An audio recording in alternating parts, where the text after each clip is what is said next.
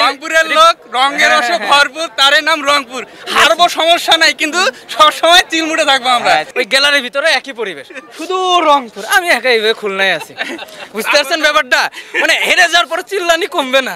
Jersey কিনতে কিনতে 5 wicket চলে গেছে। অনেকদিন ধরে খেলে একটা কাপ দিয়ে দেন। টিমের সাথে খেলতেছি যারা আমাদের কাপ হোল্ডার। এটা হচ্ছে যে ছোট ভাই মোবাইলে খেলা দেখে খুব চিল্লাচিল্লি করে।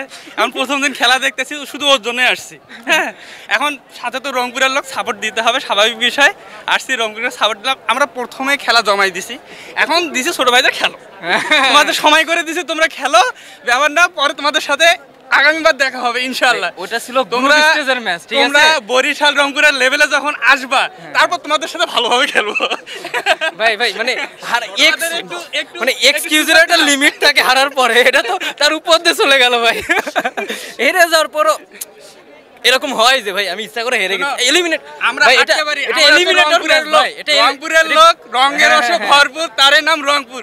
হারবো সমস্যা নাই, কিন্তু সবসময় চিলমুড়ে থাকবো আমরা। আমরা কয়েকদিন গ্লোবাল সুপার লিগ জিতে আসছি, আর কত কাপ নেবো ভাই? আমাদের আলমারি ভর্তি হয়ে গেছে।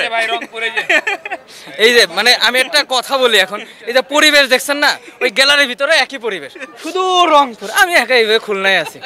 বুঝতে পারছেন ব্যাপারটা? মানে হেরে যাওয়ার পর চিল্লানি কমবে না, কোনো কম নাই। এটা তো এলিমিনেটর ম্যাচ ছিল, এটা যদি গ্রুপ স্টেজ হারছে, সামনে ম্যাচে আরা খেলাবে, কথা বলতো। এটা বাদ, বাড়ি চলে গেছে। তারপরে বলে আমরা দেখবো।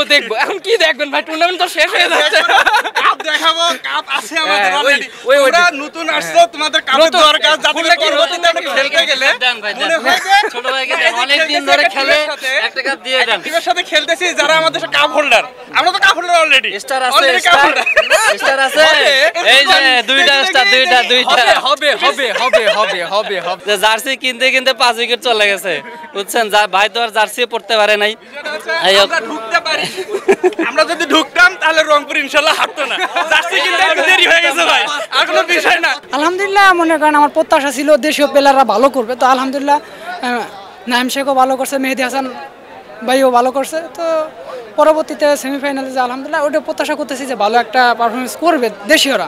আমাদের টিম দুর্দান্ত খেলেছে।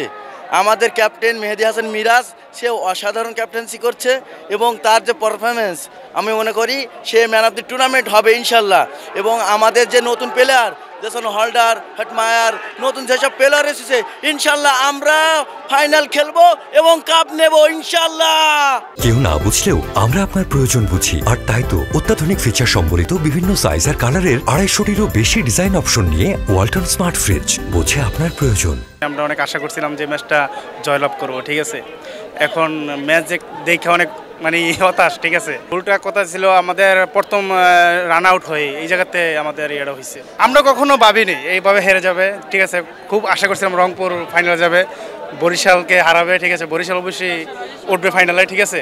কিন্তু বরিশালের সাথে খেলা হবে, ঠিক আছে? আসলে আশা তো ছিল যে আমরা রংপুরের সাথে খেলবো আর কি। তারপর আসলে আজকের ম্যাচ এবং যে আগে যে আমরা একটা ম্যাচ খেললাম যে চিটাগাংয়ের সাথে বরিশাল খেলা, সেখানে কিন্তু রংপুরের সবাই খুলনার সাপোর্ট করছিল আর কি, ঠিক আছে?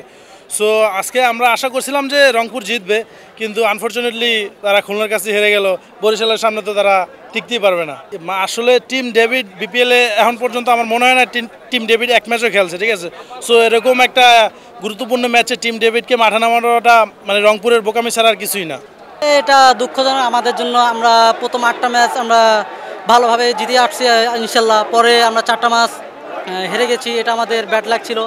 আমরা ঘুরে দাঁড়াতে চাইছি যে 4টা ম্যাচে তো পরে হেরছি, আমরা পরের ম্যাচ জিতবো ইনশাল্লাহ, এটা আমাদের ভরসা আশা ছিল। আমাদের বাইরে থেকে অনেক ভালো ভালো খেলোয়াড় আসছে, যেমন টিম ডেভিড, সুনীল নারায়ণ আমরা নাম শুনেছি, অ্যান্ড্রু রুসেল আসছে, ভালো ভালো খেলোয়াড়।